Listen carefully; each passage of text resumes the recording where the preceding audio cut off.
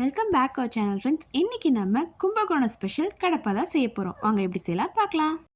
குக்கரில் 2 medium size உருளைக்கிழங்கு, 2 பச்சை மிளகாய், அரை கப் அளவுக்கு பைத்தம்பருப்பை வாஷ் பண்ணிவிட்டு குக்கரில் 3 விசில் வர வரைக்கும் வேக வச்சு எடுத்துக்கலாம்.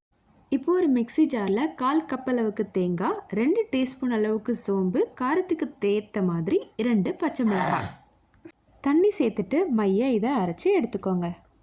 ஒரு கடாய் எடுத்துக்கோங்க. கடாய் நல்லா சூடானதுக்கு அப்புறம் கொஞ்சமாக எண்ணெய் சேர்த்துட்டு அதில் ஒரு பிரியாணி இலை, 4 கிராம்பு சேர்த்துக்கோங்க. இது நல்லா வதங்கட்டும்.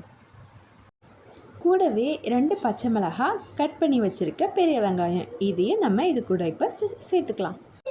2 மீடியம் சைஸ் பெரிய வெங்காயத்தை நார்மலாக கட் பண்ணி வச்சுருக்கேன். இதை நம்ம இது கூட இப்போ ஆட் பண்ணி வதக்கி எடுத்துக்கலாம்.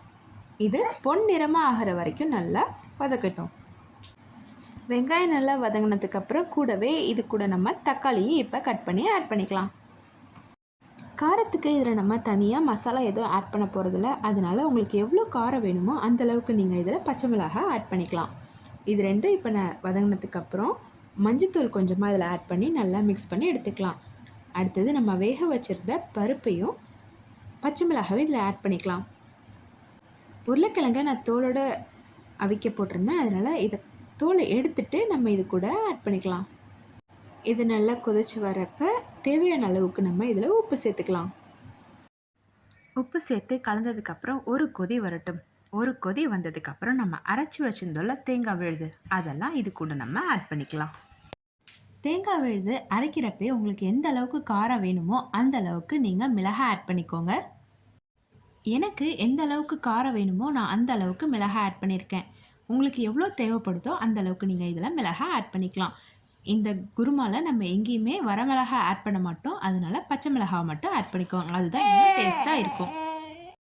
நம்ம ஆட் பண்ண வேண்டிய எல்லா இன்க்ரீடியன்ஸும் இதில் ஆட் பண்ணியாச்சு.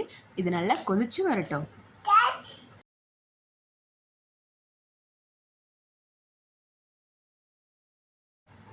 இப்போது இதில் கொஞ்சமாக கொத்தமல்லி இலை தூவி இதை இறக்கிடலாம். நம்மளோட கும்பகோண கடப்பா இப்போ ரெடி ஆகிடுச்சு. இந்த டிஷ்ஷை வீட்டில் ட்ரை பண்ணி பாருங்கள், டேஸ்ட் பண்ணுங்கள், எப்படி இருந்துச்சுன்னு மறக்காமல் கமெண்ட் பண்ணுங்கள். தேங்க்ஸ் ஃபார் வாட்சிங். Subscribe to our channel.